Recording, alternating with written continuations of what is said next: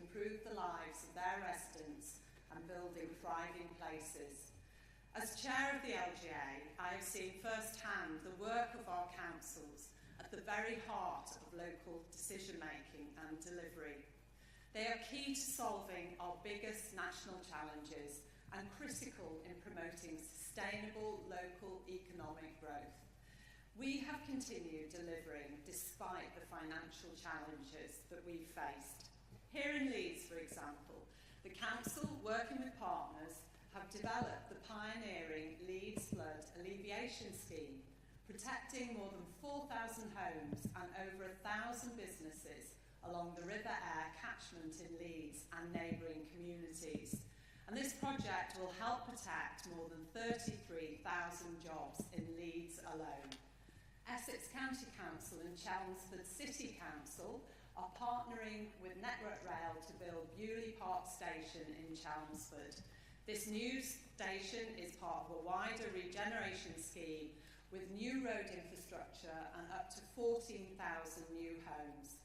In my own council of Cheshire West and Chester, we have established Origin in Ellesmere Port. It's set to be the first decarbonised industrial zone in the world and home to HyNet, who recently received £5 billion from government to develop low carbon and green energy.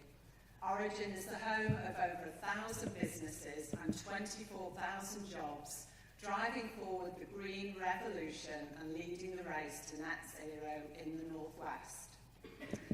Even when councils come together to form combined authorities, we must remember that councillors are the conveners and leaders of their local places, bringing together local partners to tackle complex challenges.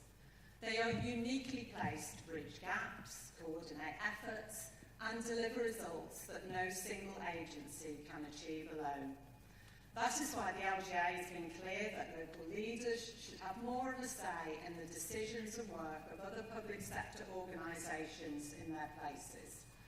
However, our ability to deliver our priorities has been diminished by budget reductions over the past 15 years, and we estimate councils have made nearly £25 billion of savings and efficiencies in their services in this period.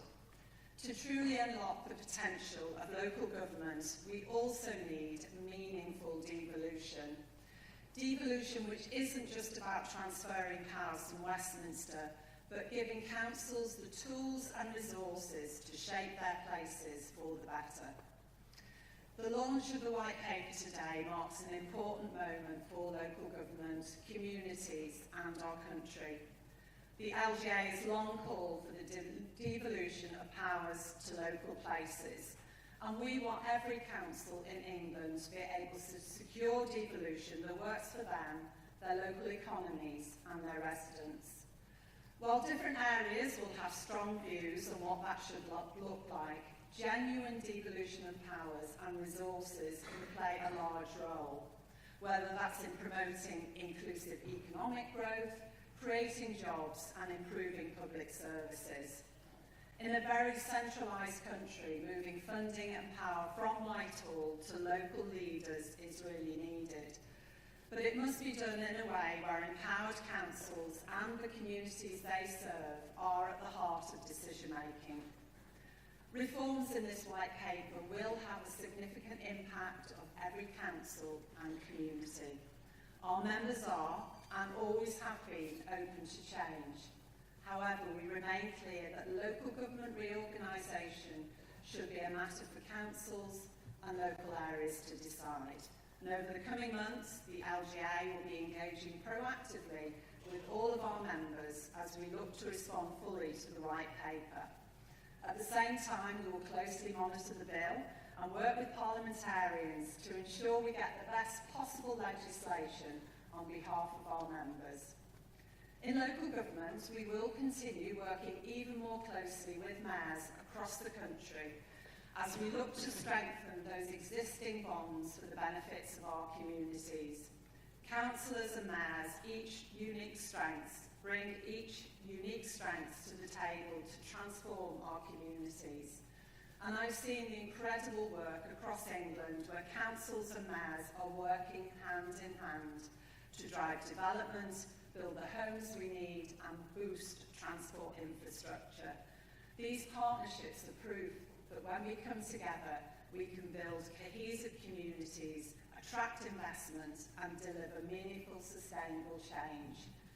However, as we consider the proposals further, it is important we acknowledge the mayoral model might not work in some places and geographies, and all councils should be able to choose their own path. As we move along on our devolution journey, local leaders and mayors will continue to collaborate, ensuring that every corner of England feels the benefit of our shared ambition to create the positive outcomes our communities deserve. And now it's my absolute pleasure to welcome Tracy Brabin, the Mayor of West Yorkshire, and I've had the privilege of working with Tracy over the last few years, from Transport for the North and our Vision for the North, and now in my new role, working together to bring local governments and mayoral combined authorities even closer together. Tracy is a passionate advocate for communities, she's a trailblazer for regional growth, and a true champion of equality and opportunity. Please join me in giving her a warm welcome, Tracy.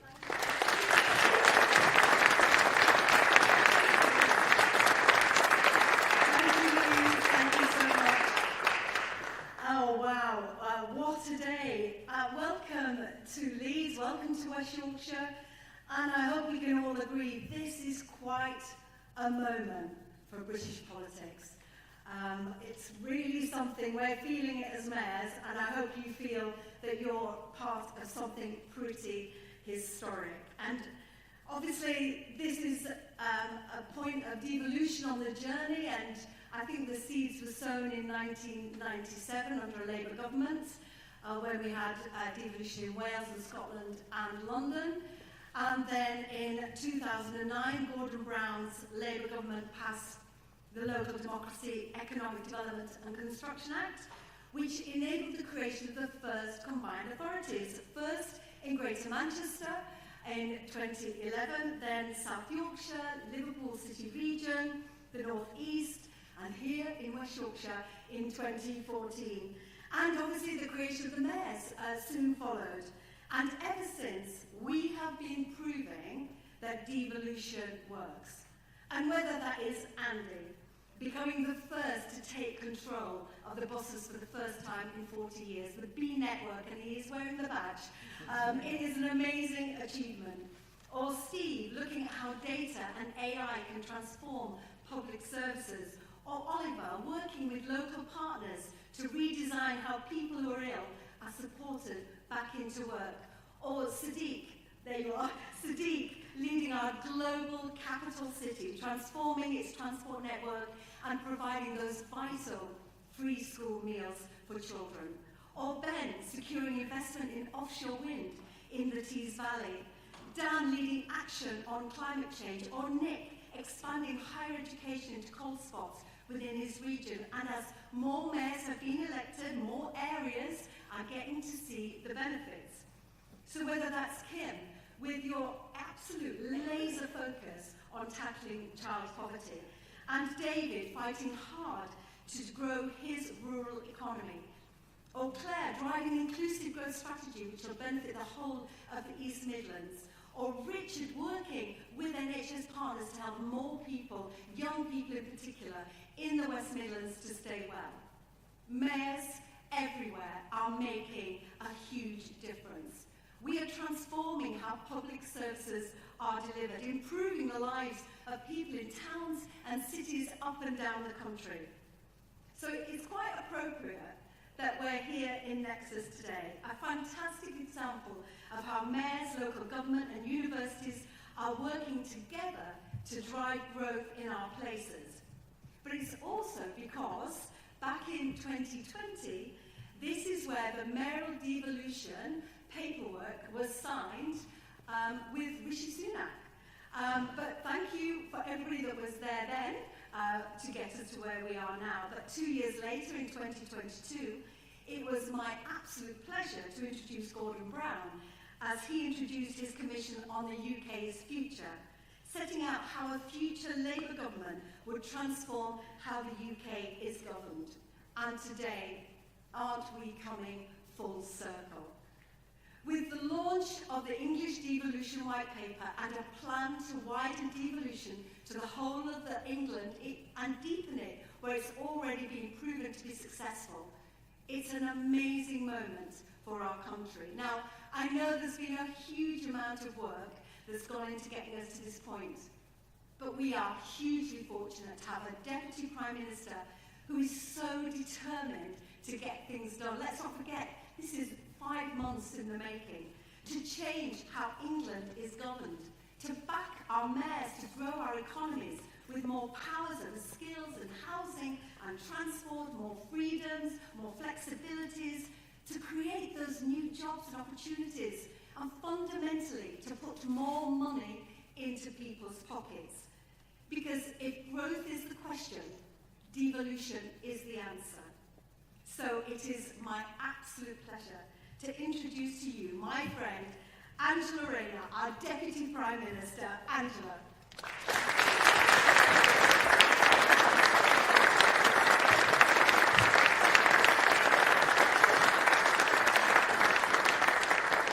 Thanks, Tracy, and thanks, Louise, for your comments as well. And I'm absolutely delighted to be here with you today. It's a moment that I know many of us have been waiting for a long time. The turning point when people and places across England finally begin to take back control over the things that matter to them. When our proud towns and cities are given the powers they need to drive growth and raise living standards as part of this government's plan for change, I was delighted to stand alongside Keir as he announced our plan just over a week ago. It's a plan for putting more money in people's pockets. A plan for putting politics back in the service of working people, a plan for stability, investment and reform, not chaos, austerity and decline, and it's a plan that will deliver a decade of national renewal.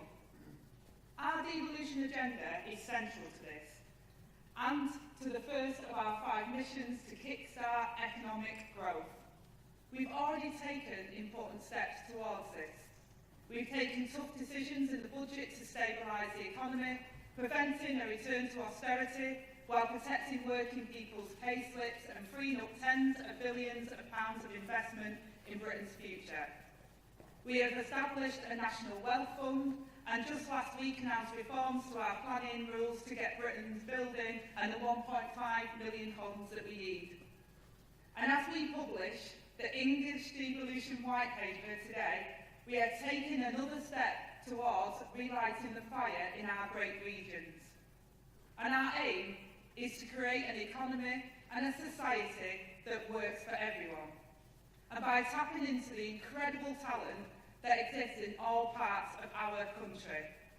And where better to be marking this milestone than here in Leeds, at the fantastic Nexus Innovation Hub, which brilliantly bridges the gap between business and academia. The backdrop here would have once been towering mills and chimneys, and now places like Leeds are proudly forging a future as bright as their industrial past. And in doing so, they're not just powering growth and better jobs in the communities, but as Gordon Brown argued so powerfully in this very place 2 years ago, they're also restoring faith in our democracy by once and for all putting the right powers in the right places. And Leeds is not alone on this journey. Just look at what our amazing mayors have been up to here today and what they have already achieved. A multi-billion-pound 10-year growth plan in West Yorkshire with Tracy. She didn't mention that when she mentioned all over there. Oxford Street regeneration in London with Sadiq. Publicly owned battery trains in Liverpool with Steve. Buses under local control in Greater Manchester with Andy. Lots more with Andy. I know, he's my man.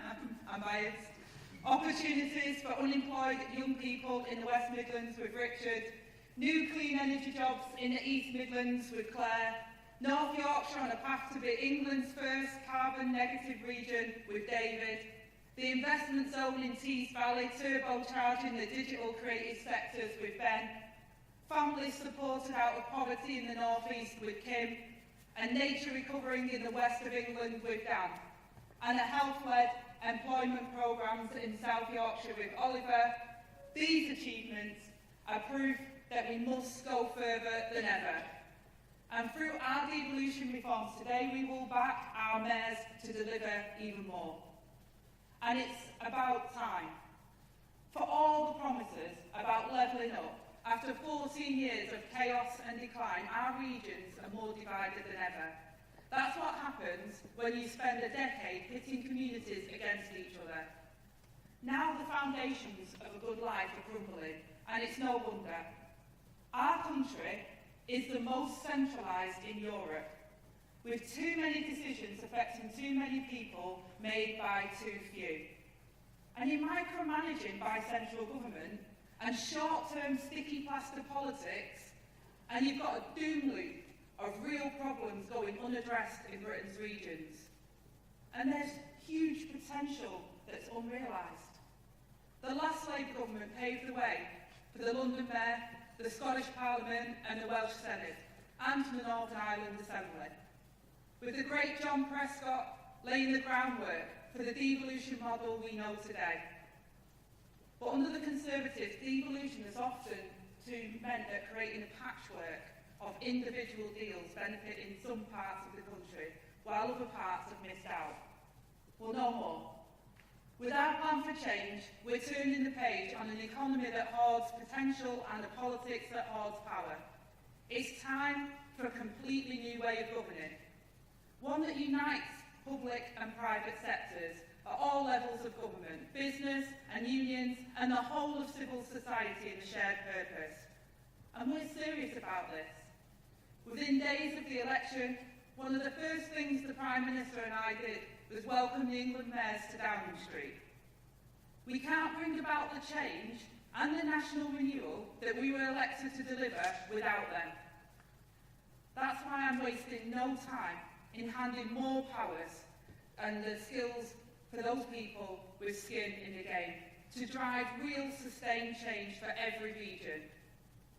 Devolution will no longer be agreed by the whim of a minister in Whitehall. It will now be default in our constitution. We're moving away from an ad hoc system and towards a simpler and more ambitious framework for devolution. We will make it clear which powers go with which type of authority. We will bring new efficiency and accountability to local and regional government, and we will truly empower the local champions who understand their area, its identity, its strengths, and how to harness them. It sounds simple, but it's never been done. But ultimately, our aim is mayoral devolution over areas of genuine strategic scale, and to create strategic authorities as a new tier of local government to give our cities and regions a bigger voice. And now I understand that devolution is a journey, and some will need time to decide the course they wish to follow, and we will give local leaders time and space to do this. But our ambition is clear. We want to fill the map with devolution.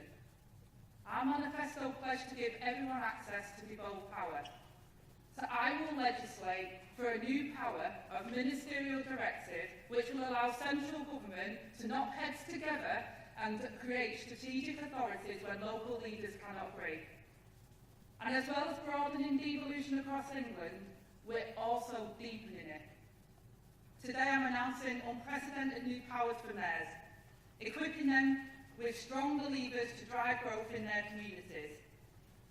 Mayors will be hardwired into the fabric of how we govern, and will lead the way on house building, transport skills and more.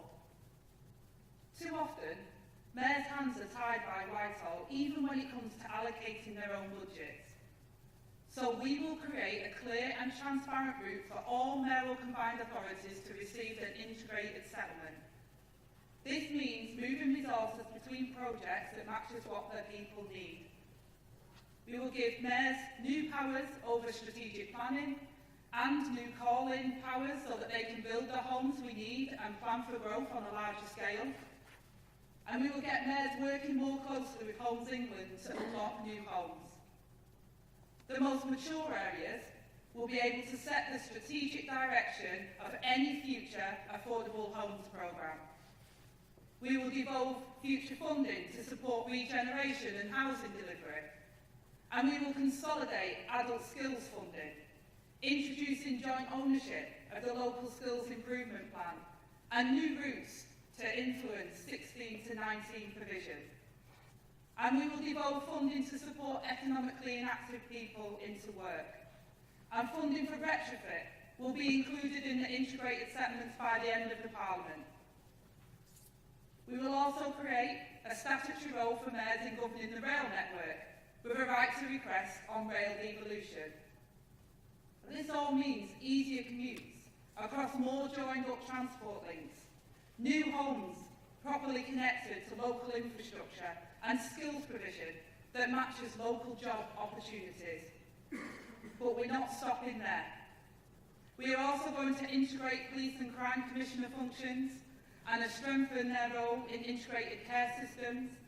We will give local people more of a say over what matters to them by strengthening protections for cherished local community assets and high streets. And we are fixing the foundations of local government through reform, fairer funding and responsible stewardship, including through multi-year funding settlements, ending the farcical bidding wars for ring-fence funding pots. And we will facilitate a bold programme of unionisation, creating simpler, sustainable structures and more accountable politicians.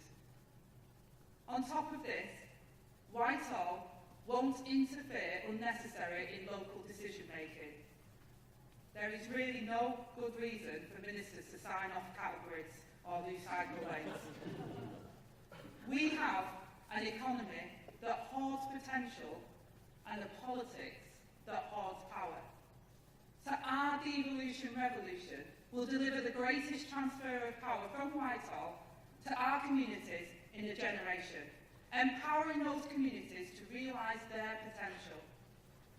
No other government has been this ambitious about devolution. A mission that binds all departments across government. A long-term mission over generations rather than a short-term fix. It's about change at every level that will give communities the tools to shape their future and give councils the certainty to plan, prioritise and move from crisis management to prevention. That will give mayors accountable local leaders single-mindedly focused on delivering for local people, real powers to drive growth and higher living standards. Change that people can see and feel in their lives. Change that taps into the huge potential and pride that's not just here in Leeds, but in every part of our country. And change that puts politics back in the service of working people. This is our plan for change. And together, this is what we will deliver. Thank you.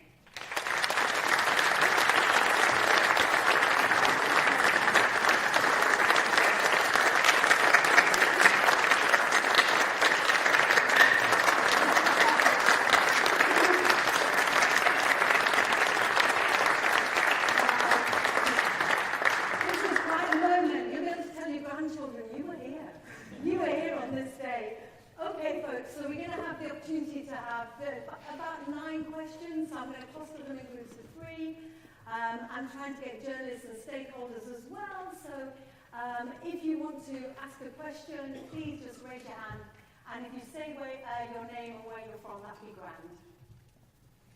Great stuff. Okie dokie. So at the back, is it Rob? Yes. Great stuff. I'll take you first then, Rob. Rob, you introduce yourself. Hello, Deputy Prime Minister. I'm Rob Parsons from the Northern Agenda newsletter. Can I ask you about post-16 education? We heard this weekend that mayors in the North would like to have more powers and funding to influence their local education systems. I haven't had a chance to read the full white paper yet, but I gather that there isn't too much of that in there. How you promised devolution by default, how does that work if mayors are wanting powers that you're not necessarily willing to hand over. Thank you so much, Rob. And then, is it Jane there? Jane? There's a mic just there. Thank you. Councillor Jane Scullion, leader of Colesdale Council. Some of us are already taking the plunge into devolution here in West Yorkshire, and it's true we are stronger together. I'm glad that the rest of the country are going to have some taste of that. But we wonder what's next for combined authorities like ours in terms of developing and maturing the powers that we have. And I suppose the second thing is, when I'm asked on the doorstep, what does this devolution mean in terms of money in my pocket? What's the very simple and straightforward answer? Super. And Jen? Thanks. I think quite a few of the mayors that were involved in discussions on white paper would keen to see some form of fiscal devolution. I think tourism tax was one of the levers that was mentioned and that was talked about. Doesn't look like that's in there. My sense is that people are not entirely happy about that. Does that mean the door is closed to this for the duration of this Parliament? And connected to that, are you confident that mayoral combined authorities have got the capacity and the institutional strength, robustness to be able to deliver what you need them to deliver? Thank you. Thank you. So, post-16, what does it mean for people and fiscal? Thank you. I mean, there's kind of a theme here of, well, that's great, but we want more, which is even better. And it is evolution as well as revolution. And you've seen that some areas where we've got combined authorities have gone much further because they've been able to do that, and we want to push that. And this white paper and the bill that we'll be putting forward will be a default for devolution. So Whitehall would have to give a good excuse as to why they wouldn't give those areas the devolution.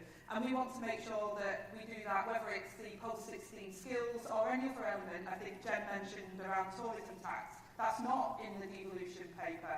But there is more, the council tax, mayoral levy, for example, there's more flexibility within that, so that mayors can have more power and control over what money they've got and how they spend it. And having a mayor, and I think it comes to Jane's point around combined authorities, what's next is, by having more control on a geographical level around transport, skills, housing, so many of those things are interlocking.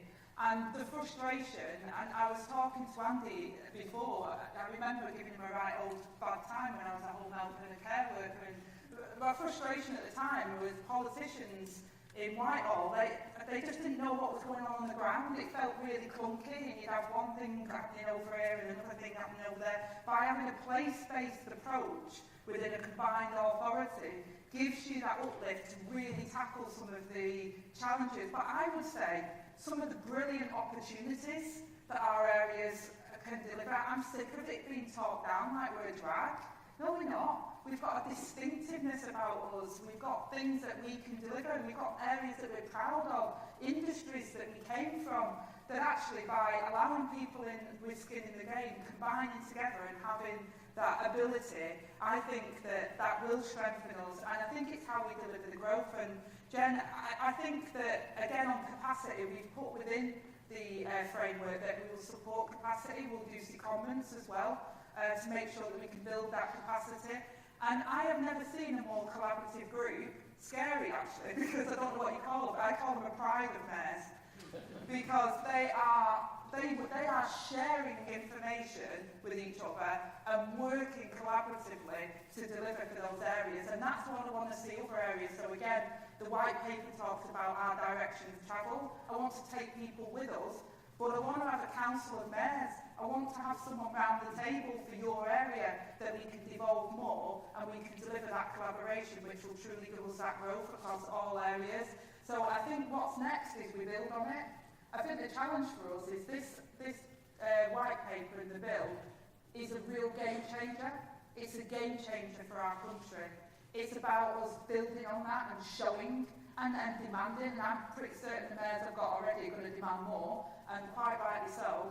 But then making sure that that works and we show that. And I'm sure that where the combined authorities are already working, I'm sure that you're already seeing the delivery, whether it's on healthcare, on education or skills. But I'm really excited about what I think this can deliver for areas. As someone who grew up in the north of England, I just see the potential And I see a lot of, as a constituency MP, I meet more of my talent from my constituency in London than I do in my constituencies, because far too often they say they've had to move because the jobs aren't there. Well, we can build those jobs in all parts and all regions of our country, and devolution, I think, is a way of us delivering that growth and those opportunities for everyone, no matter where they grew up in England.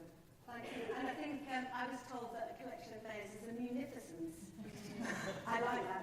That works for me. Thank you. Thank you for that, Angie. And certainly every part of everyone's life should be touched by devolution, whether that's affordable housing, whether that's connected, integrated transport, whether that's skills, whether that's opportunities into work and learning. So we're hoping, Jane, that everybody's lives will be touched by devolution. Okay, so more questions. Yes, at the back, the gentleman in the jacket. Yeah, that's you. Thank you. Thank you. Kamal Jaffa from the Daily Mail. Could you shed more light on whether this move will mean that all local elections next May will still go ahead? And if not, what's your message to voters who might feel their democratic rights being taken away? It seems quite contrary to the spirit of putting more power in local people's hands. Thank you. Yes.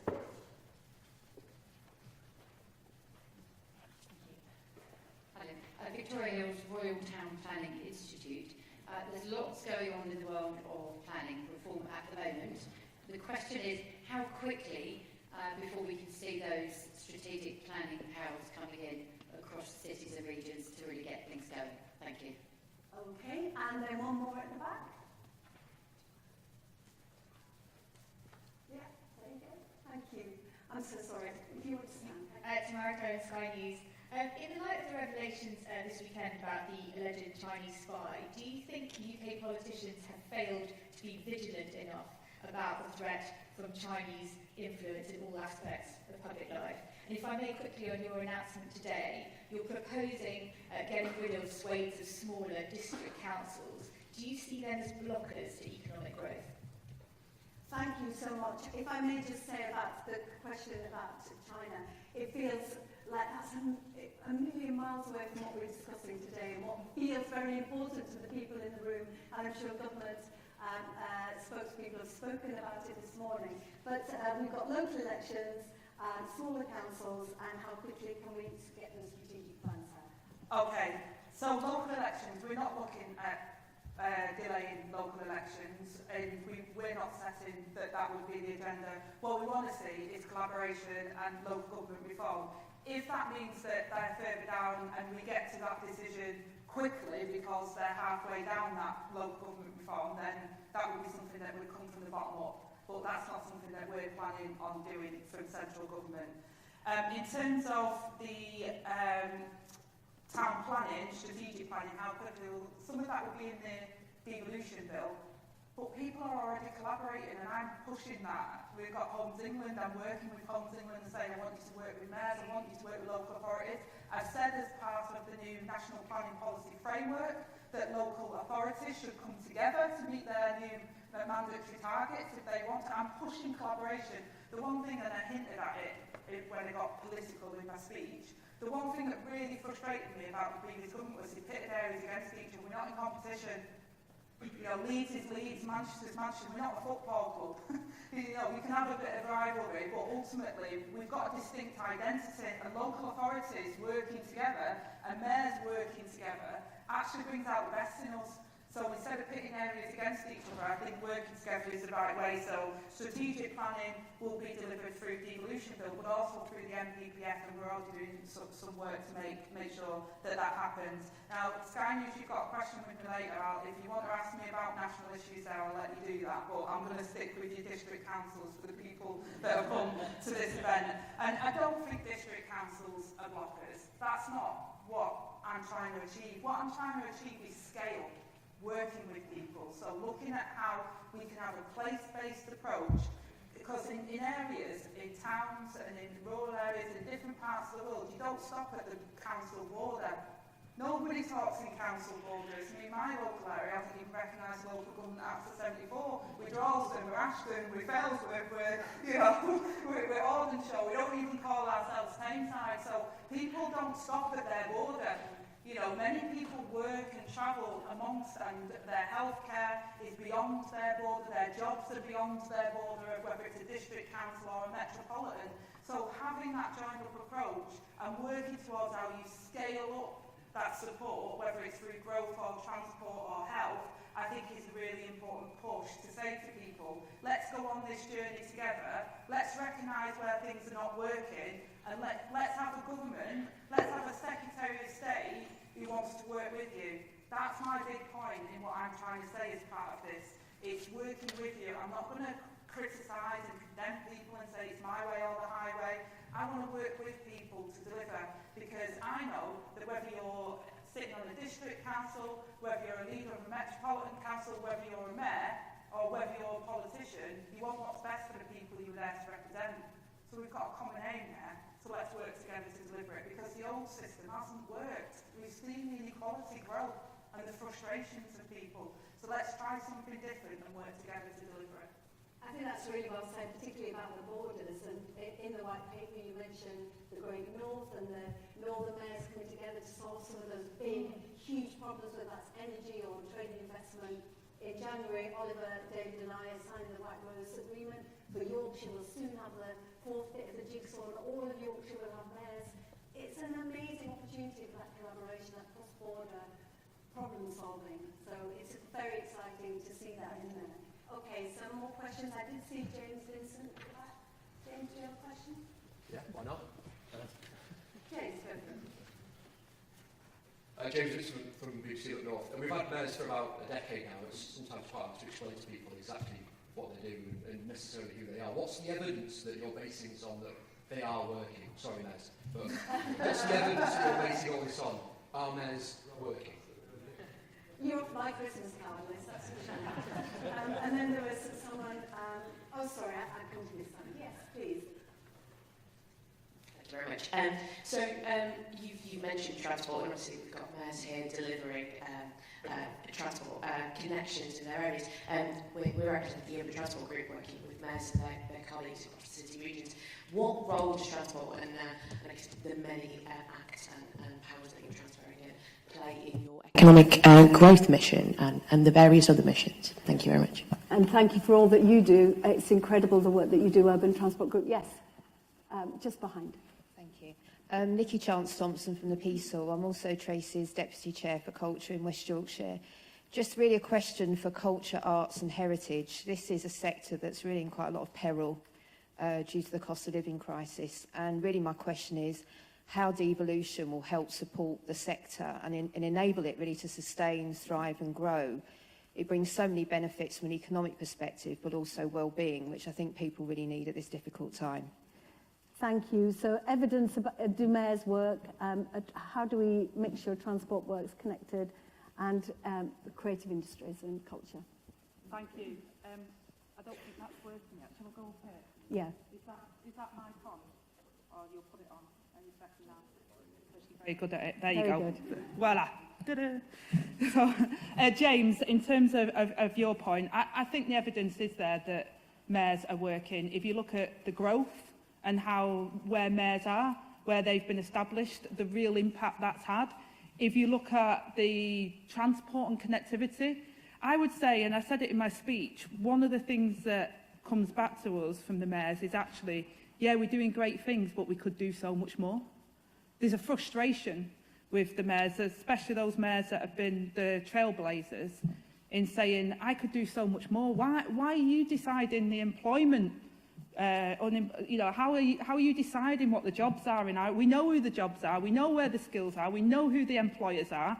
We know what the health benefits would be. Why are you stopping us? So you've got to join it all up, and then you get the real potential of areas and the billions of pounds of potential that we can unlock with this devolution is incredible. Not only will that give better outcomes for people in those areas, but it will truly unlock the potential so that we meet our growth target nationally. And we're very clear on that in the government, that we won't unless we're working within our regions and sub-regions with the councils and with mayors across the area. So I do think it is working, but I think it could work even better, and that's what this paper is about.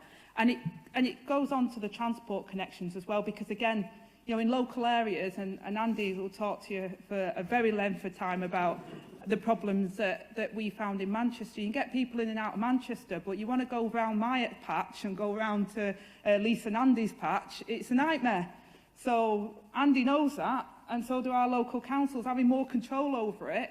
He knows where my constituents are trying to get to, where the jobs are, and he knows how to build that and connect it up. So devolving more around rail and being able to do what Sadiq's able to do, because he has the powers in London. Look, I go to London every week and I go to Manchester every week. I want London's transport system.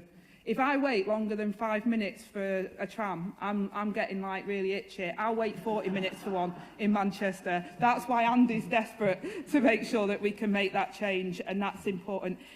It touches on economic growth, it touches on opportunity missions, it touches on ending violence, halving violence against women and girls. There's so many things it touches on in terms of our national missions.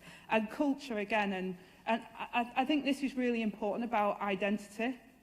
And far too often, people don't always understand the significance of something in their local area. That's why we're giving more powers for community assets and CPO powers, and also about how we can see the benefit, not just in terms of, and Tracy's a good example of that, because she talks about the arts, and she wants to bring it to every single person in her area, but the well-being, the price of what that means to be who you are, a part of your identity of an area, the well-being of the area.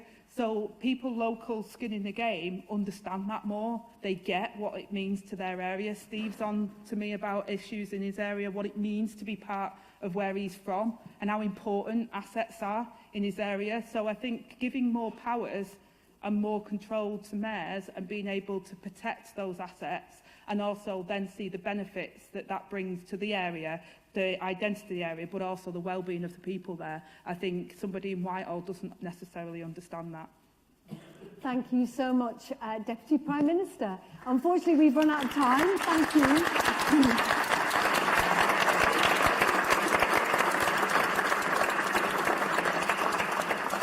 Just to say, obviously, there's still some media that might not have asked questions, but I think there's going to be a huddle later, and you have these amazing mayors who will also be here for questions. And I want to thank my colleagues for taking the time to come for some long distances to be part of this historic moment. We are a force for good, and this is definitely a devolution revolution led by the formidable, the incredible Angela Rayner. So thank you so much. And mayors, come and take a selfie. Thank you. It's so good. You're great.